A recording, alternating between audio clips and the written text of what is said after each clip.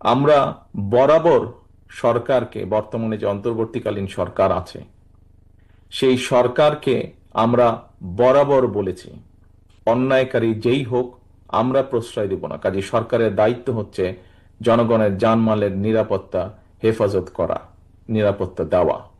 সরকার কেন ব্যর্থ হচ্ছে, এখানে যেই শহীদের বাবা প্রশ্নটি তুলেছেন, একই প্রশ্ন, আপনার এই একই প্রশ্ন আজকে আমাদের সবার এই সরকারের কাছে, যে তারা কেন প্রশ্রয় দিচ্ছে, তারা কেন আশ্রয় দিচ্ছে।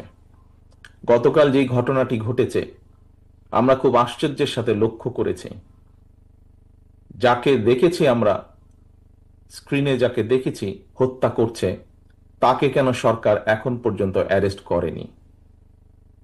আমরা কি তাহলে দলে নিব যে যারা বিভিন্নভাবে মব সৃষ্টি করে একটি পরিস্থিতি তৈরি করতে যাচ্ছে সেখানে সরকারের কোনো প্রচ্ছন্ন কোনো প্রশ্রয় আছে, প্রশাসনের কোনো প্রশ্রয় আছে, প্রশাসনের কারো কারো কোনো প্রশ্রয় আছে, সেটিকে আমরা তাহলে ধরে নেব? কারণ আমাদেরও দাবি, দলের পক্ষ থেকে আমরা করেছি, আমাদের অঙ্গ সংগঠন করেছে। আপনারা দেখেছেন গতকাল মহাসচিব সাহেব দলের পক্ষ থেকে বলেছেন যে যে অন্যায় করবে সে অন্যায়, তার বিরুদ্ধে দেশের প্রচলিত আইন আছে, কাজে আইন অনুযায়ী তার বিরুদ্ধে ব্যবস্থা হবে। অন্যায়কারী কখনো কারোর কোনো দলের লোক হতে পারে না। কাজেই এই আপনার যেই প্রশ্ন, এই প্রশ্ন আমাদেরও, এই প্রশ্ন অন্তর্বর্তীকালীন সরকারের কাছে আমাদের, এই প্রশ্ন সমগ্র বাংলাদেশের মানুষের। আমরা দেখেছি বিভিন্ন জায়গায় বিভিন্ন কিছু হচ্ছে এবং আমরা খুব ভালো করে খেয়াল করছি কারা একটি সুস্থ স্বাভাবিক পরিবেশকে বাধাগ্রস্ত করতে চাইছে।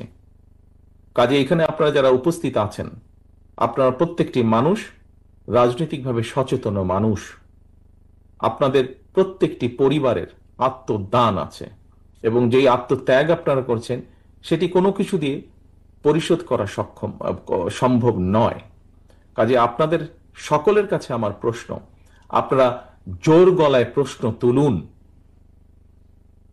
কারা আপনাদের যেই স্বজনরা আত্মত্যাগ করেছে তাদের বিচার কেন আজ পর্যন্ত বিলম্বিত হচ্ছে, কারা মব সৃষ্টি করে বিলম্বিত করতে চাইছে, কারা এই সকল হত্যাকাণ্ড। কারণ দুদিন আগে আরেকটি হত্যাকাণ্ড হয়েছে, আমাদের যুবদলের এক কর্মীকে হত্যা করা হয়েছে, তার রক কেটে দেওয়া হয়েছে। কেন সেটি নিয়ে কথা বলা হচ্ছে না? কেন সেই বিচারের দাবি করতে গেলে বলা হচ্ছে যে বিএনপি লাশ নিয়ে মিছিল করছে? এই প্রশ্নের জবাবগুলো আজকে আমাদের সবাইকে খুঁজতে হবে, কারণ এই প্রশ্নের জবাবগুলোর সাথে বাংলাদেশের অস্তিত্বের সম্পর্ক রয়েছে, বাংলাদেশের মানুষের অস্তিত্বের সম্পর্ক রয়েছে। আজকে আমাদেরকে দেখতে হবে প্রকৃতগতভাবে কারা বাংলাদেশের মানুষের পক্ষে এসে দাঁড়ায়। আমাদেরকে সত্যিকার ভাবে খুঁজে বের করতে হবে কারা বাংলাদেশের স্বাধীনতা, মানুষের স্বাধীনতা সার্বভৌমত্বের পক্ষে অবস্থান নিয়েছে আজ, গতকাল, গত পরশু বা 50 বছর আগে। কারা বাংলাদেশের মানুষের স্বাধীনতার পক্ষে অবস্থান নিয়েছে এবং কারা নেয়নি, এই বিষয়গুলো আমাদেরকে বিবেচনা করতে হবে, এই বিষয়গুলো আমাদেরকে দেখতে হবে।